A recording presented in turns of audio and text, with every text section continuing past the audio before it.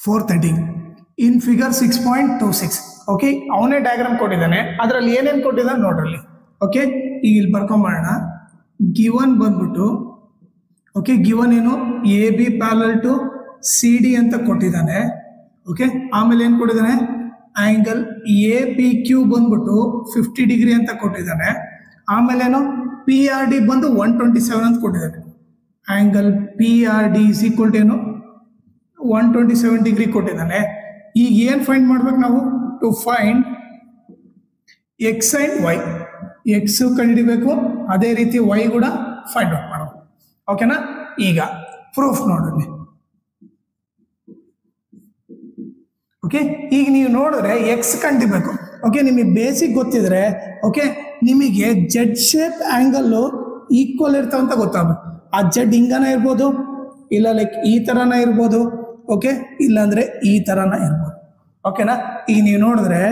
ಇದು ಎಷ್ಟು ಇದು ಎ ಇದ್ರೆ ಇದು ಬಿ ಇದ್ರೆ ಇವರಿಬ್ಬರು ಈಕ್ವಲ್ ಇರ್ತಾರೆ angle A is equal to angle B ಇದು ಎ ಇದು ಬಿ ಇತ್ತಂದ್ರೆ ಇದು ಕೂಡ ಎ ಈಕ್ವಲ್ ಟು ಬಿ ಇರುತ್ತೆ ಇದು ಎ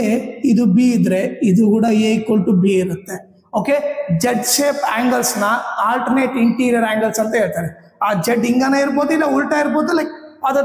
ಲೈಕ್ ಉಲ್ಟಾ ರೊಟೇಟ್ ಆಗಿರ್ಬೋದು ಓಕೆನಾ ಸೊ ಜೆಡ್ ಶೇಪ್ ಕಂಡ್ರೆ ಅವು ಆ್ಯಂಗಲ್ಸ್ ಈಕ್ವಲ್ ಇರ್ತವೆ ಓನ್ಲಿ ಕಂಡೀಷನ್ ಏನು ಪ್ಯಾರಲಲ್ ಇದ್ದಾಗ ಮಾತ್ರ ಜೆಡ್ ಶೇಪ್ ಈಕ್ವಲ್ ಇರ್ತವೆ ಓಕೆ ಪ್ಯಾರಲಲ್ ಇದ್ದಾಗ ಮಾತ್ರ ಜೆಡ್ ಶೇಪ್ ಆ್ಯಂಗಲ್ಸ್ ಈಕ್ವಲ್ ಇರ್ತದೆ ಅವನೇ ಕೊಟ್ಬಿಟ್ಟಿದ್ದಾನೆ A B parallel to C D ಇವರಿಬ್ರು ಪ್ಯಾರಲಲ್ ಇದಾವಂದ್ರೆ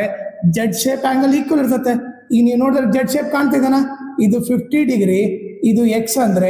ಎಕ್ಸ್ ವ್ಯಾಲ್ಯೂ ಎಷ್ಟಾಯ್ತು 50 ಡಿಗ್ರಿ ಆಯ್ತು ಇದು ಎಷ್ಟು ಇರ್ತತೋ ಇದು ಕೂಡ ಅಷ್ಟೇ ಇರ್ತದೆ ಸೊ ನಾವೇನು ಬರಿಬೋದು ಎಕ್ಸ್ ಈಕ್ವಲ್ ಟು 50 ಡಿಗ್ರಿ ಅಂತ ಬರಿಬೋದು ರೀಸನ್ ಏನು alternate interior angles are equal ಅಂತ ಬರಿಬೋದು alternate interior angles are equals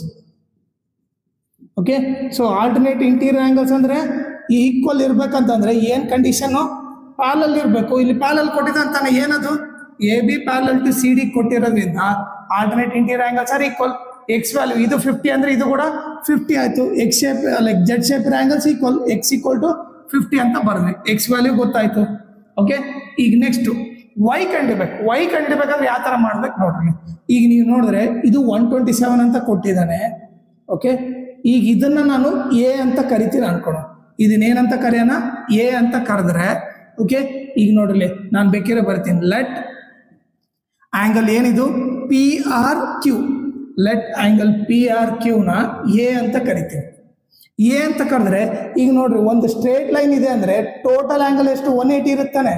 ಇದು ಸ್ಟ್ರೇಟ್ ಲೈನ್ ಇದೆ ಇವರಿಬ್ಬರು ಸೇರಿದ್ರೆ ಎಷ್ಟಿರಬೇಕು 180 ಡಿಗ್ರಿ ಇರಬೇಕು ಸೊ ನಾವೇನು ಬರಿಬೋದು ಇವಾಗ A plus 127 is equal to 180 ಅಂತ ಬರಿಬೋದು ಇವರಿಬ್ಬರು ಸೇರಿ 180 ಈಗ 127 ಆ ಕಡೆ ಹೋದ್ರೆ ಮೈನಸ್ 127 ಆಗುತ್ತೆ so A is equal to ಏನು 53 ಡಿಗ್ರಿ ಆಗುತ್ತೆ ಹೌದಾ ಸೊ ಎ ವ್ಯಾಲ್ಯೂ ಎಷ್ಟಾಯಿತು 53 ಓಕೆ ಈಗ ನೀವು ನೋಡಿದ್ರೆ ಟ್ರಯಾಂಗಲಲ್ಲಿ 3 ಆ್ಯಂಗಲ್ ಸೇರಿದ್ರೆ ಎಷ್ಟು 180 ತಾನೆ X plus Y plus A ಇವು 3 ಆ್ಯಂಗಲ್ ಸೇರಿದ್ರೆ 180 ಸೊ ಏನು ಬರಿಬೋದು X plus Y plus A is equal to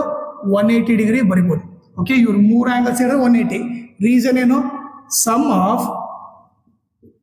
interior angles of a triangle